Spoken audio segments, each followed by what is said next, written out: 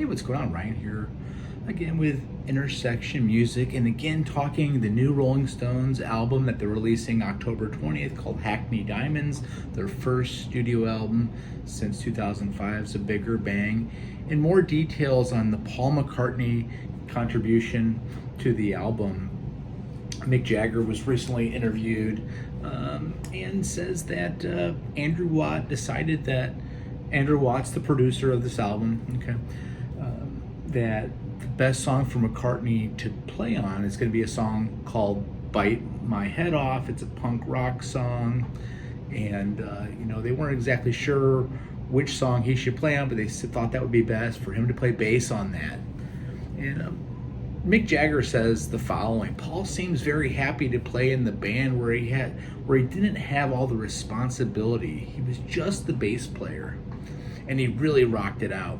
Jagger says he fit straight in. It was like we had been playing with him for years. It was a really good feeling.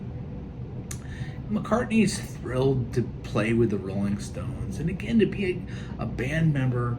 McCartney, of course, has been leading his own band since 2001, a band that's been together longer than the Beatles, really twice as long as the Beatles, and they're fantastic. But I can only think that McCartney, in his 80s, a part of a band of his contemporaries, a band that maybe the only band where he can say they're on the same par as far as being famous and being important in rock history.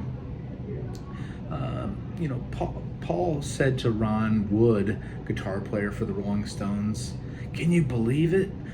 We're here together in the studio." He said, it's a dream come true. I'm playing with the Rolling Stones." He was loving it. He was like a kid in a toy shop. Again, just to be able, could you imagine seeing the studio? I'm assuming Steve Jordan's on drums here. So Steve Jordan, who's one of my favorite drummers, Paul McCartney on bass, Ron Wood, Keith Richards, and Mick Jagger. You talk about a super group. But here's something interesting as well. By the way, subscribe to my channel. We do shows every single day. I really appreciate all the support out there. Fans will hear more from the collaboration, Ron Wood tells. McCartney played on a separate track that did not make the album that will be put out on a future release. So here's my thoughts. I know that they've been working on an album since 2011, and I know that it got shelved for the 2015 blues cover album, Blue and Lonesome, which is very good, by the way.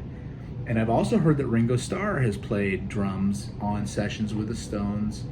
I think that there's going to be at least one more studio album after Hackney Diamonds.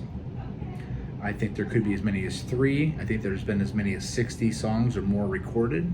I know that Don Was has produced several tracks. Andrew Watt, of course, is going to do this album. So this is the newest material.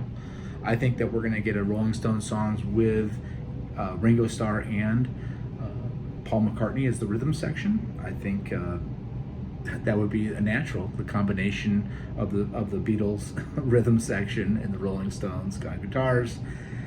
That's what I have for you today. I'm excited. Hackney Diamonds comes out October 20th. Again, the song Bite My Head Off is going to be kind of a punk rock Stone song with Paul McCartney filling in on bass. Peace out. Have a good weekend. See ya.